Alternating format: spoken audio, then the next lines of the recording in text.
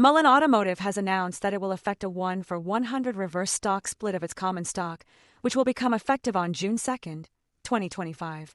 The company's common stock will continue to trade on the Nasdaq Capital Market under the existing MULN symbol and will begin trading on a split-adjusted basis when the market opens on June 2, 2025.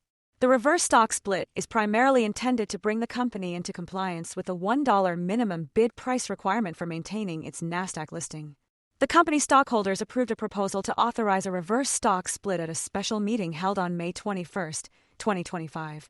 The board of directors subsequently approved a 1-for-100 reverse split ratio, and the company will file a certificate of amendment to its second amended and restated certificate of incorporation to effect the reverse stock split.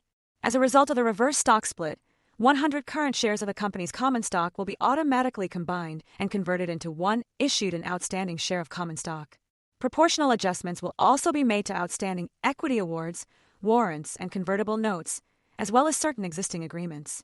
However, the number of shares reserved for issuance under the company's 2022 Equity Incentive Plan will not be adjusted.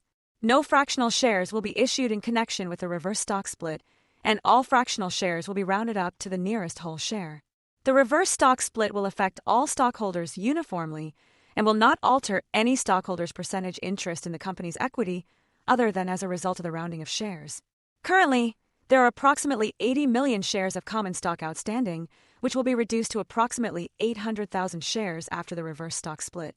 The company's transfer agent, Continental Stock Transfer and Trust Company, will serve as exchange agent for the reverse stock split. Registered stockholders holding pre-split shares electronically in book entry form do not need to take any action to receive post-split shares, while stockholders owning shares via broker, bank, trust, or other nominee will have their positions automatically adjusted. For more on stocks and crypto, follow Ascencore. Thanks for watching and have a nice day.